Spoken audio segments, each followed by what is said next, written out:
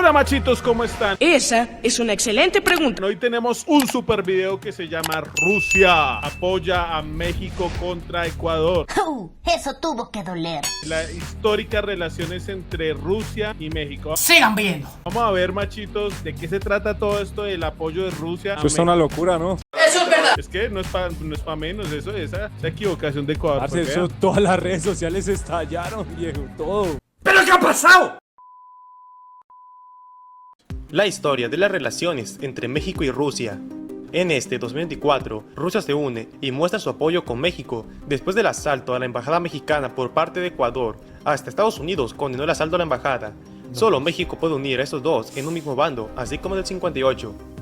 Debido a que Rusia mostró su apoyo con México, me dio ganas de hacer un video, pero de la historia de las relaciones entre México y los rusos. Veremos cómo México los ayudó en momentos difíciles, o cuando México, así como con Ecuador, le dio asilo político a un personaje importante de Rusia que lo llevó a ser asesinado, y que tensó las relaciones, entre otras cosas. Así que deja tu like si te gustan las rusas. Comenzamos. Tras la independencia de México en 1821, se Uy, qué comentario tan chingón, padre. Se la rifó, güey, se la rifó. Se la rifó ese güero. Se hicieron contactos oficiales entre representantes de los gobiernos mexicanos y rusos en Londres. Esto debido con la intención mexicana de firmar acuerdos comerciales, si bien amistosos, pero también con la intención de frenar la expansión rusa hacia las Californias, ya que en esos años Rusia tenía unas bases en esas tierras, pero al final esos asentamientos terminaron bajo poder de Estados Unidos en 1848. Luego, en 1864, el emperador del Imperio Mexicano, Maximiliano de Habsburgo, trató de establecer relaciones comerciales con el Imperio ruso, pero con la caída del imperio, llevó a la suspensión de las relaciones diplomáticas en 1826. La inestabilidad del gobierno mexicano durante el siglo XIX impidió el progreso en el establecimiento de relaciones formales entre ambos países. No sería hasta el año de 1891 cuando se abrió la primera oficina consular rusa en la Ciudad de México. Ese mismo año, Pedro Rincón Gallardo fue nombrado como el primer embajador de México en Rusia. Poco después, a principios del siglo XX, México tenía consulados en las ciudades rusas de Helsinki, Moscú, Riga y en San Petersburgo. Por su parte, Rusia tenía consulado en la Ciudad de México, Guadalajara, Monterrey y en Veracruz.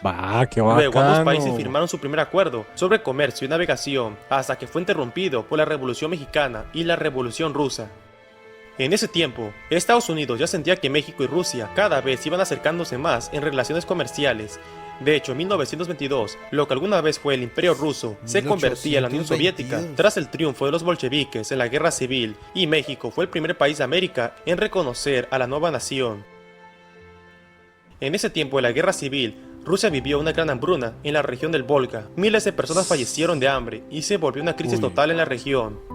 En ese momento, el entonces presidente de México, Álvaro Obregón, mostró su apoyo con la gente del Volga, enviando provisiones y comidas, lo que ayudó a muchas personas. De hecho, el 25 de mayo de 1923, Obregón recibió una carta de David Dubrovsky, representante de la Cruz Roja Rusa en América, donde se le agradecía al gobierno Obregón la ayuda brindada por el pueblo y el gobierno mexicano a las víctimas de la hambruna en la región del Volga. En 1926, la Unión Soviética nombró a Alexandra Kollontai como embajadora en México, convirtiéndola en la primera mujer en ocupar ese puesto de esta categoría, y así siguieron las relaciones entre ambos países hasta que se tensaron en la década de los años 30 y 40. En 2024, el conflicto con Ecuador fue porque México le dio asilo político en la embajada a Jorge Glass, ex vicepresidente. Venga, yo voy a decir una cosa, ese man ¿qué hizo, parce? Ese siempre dice lo mismo. Es que eso me tiene...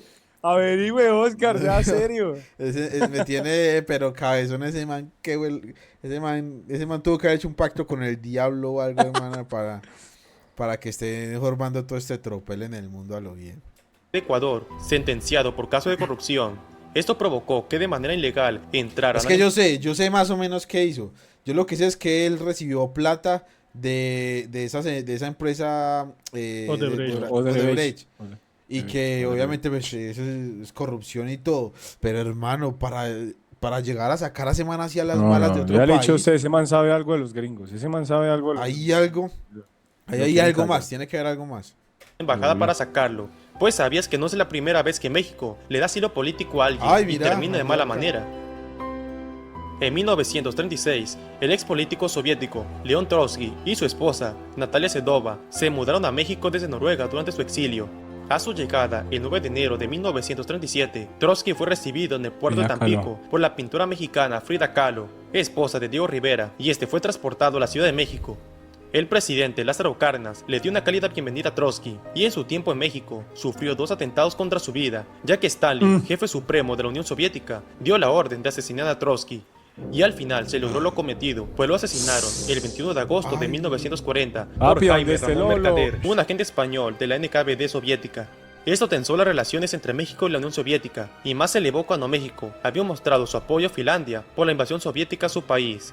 Aunque luego, en 1942, con la Guerra Mundial en su apogeo, México se unió al bando de los aliados, por lo que las relaciones con los soviéticos se estabilizaron.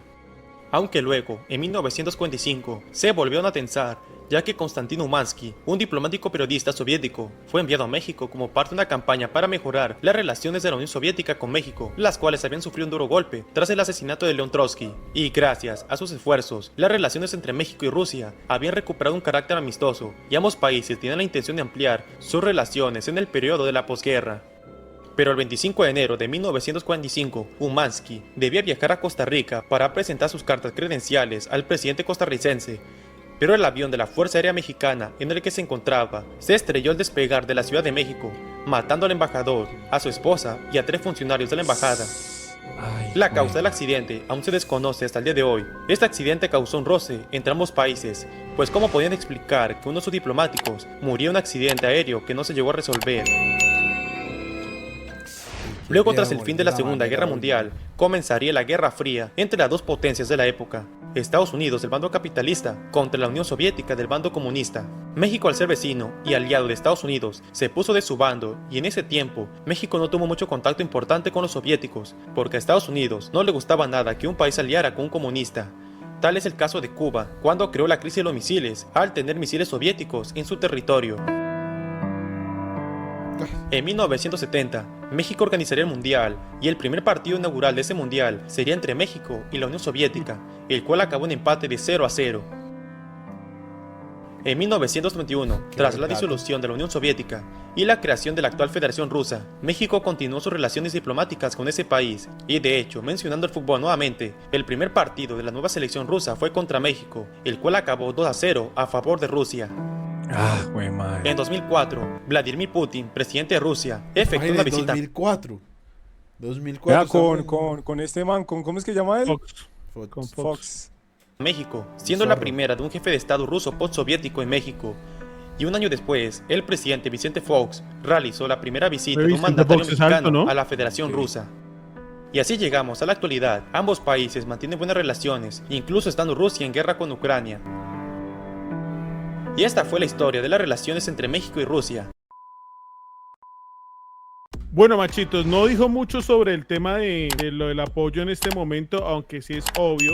Pero sí, explicó el por qué él apoya a Rusia a México. Sí, y la verdad es que no hace falta, o sea, la verdad es que han sido muy pocos los países que han tomado una posición como suave con eso. La mayoría han sido muy firmes. Es que no pueden.